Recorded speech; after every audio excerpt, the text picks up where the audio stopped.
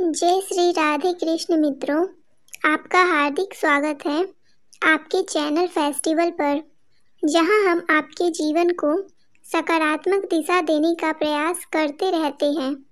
हम आपसे आग्रह करते हैं कि इस वीडियो को अंत तक जरूर देखिए और अगर आपको हमारा यह प्रयास पसंद आए तो वीडियो को लाइक करें और नीचे कमेंट में जय श्री राधे कृष्ण लिखें। साथ ही हमारे चैनल को सब्सक्राइब करें और बेल आइकन को दबाएं ताकि हमारे नए वीडियो सबसे पहले आपके पास पहुंच सके। तो आइए इस अद्भुत यात्रा का शुभ आरंभ करते हैं।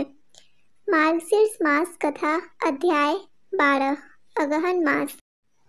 एक समय की बात है, एक छोटा सा गांव था जहां एक वृद्ध किसान अपने परिवार के साथ रहता था। किसान अत्यंत परिश्रमी था, परंतु उसकी खेती कई वर्षों से असफल हो रही थी। वर्षा कम होती, फसल सूख जाती और परिवार की कठिनाइयां बढ़ती जाती थी। मार्गशीर्ष मास आरंभ हुआ तो गांव के लोग भगवान विष्णु के व्रत और पूजन की तैयारी करने लगे। वृद्ध किसान के पास पूजा के लिए आवश्यक सामग्री खरीदने तक के पैसे नहीं थे, लेकिन उसका मन श्रद्धा से भरा था।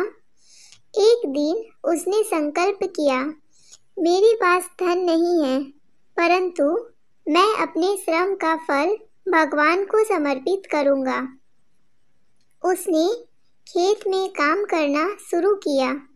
जहां मिट्टी थोड़ी सी नम थी, उसने कुछ कंदमूल निकाले।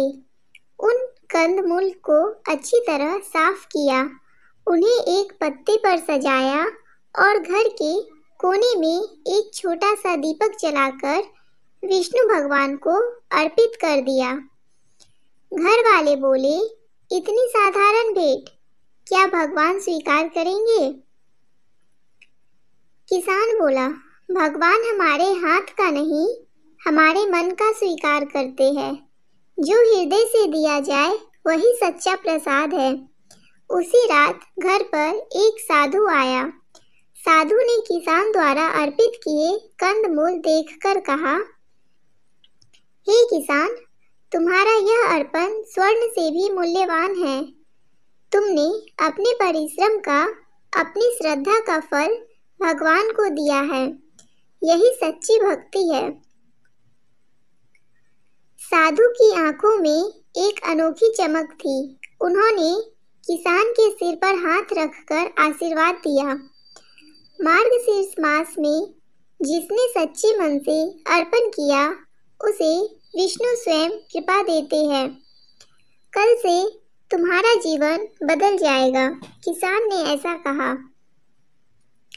अगली सुबह किसान अपने खेत पर गया। देखकर आश्चर्य में पड़ गया। जहां पहले सूखी भूमि थी, वहां हरियाली उगने लगी थी।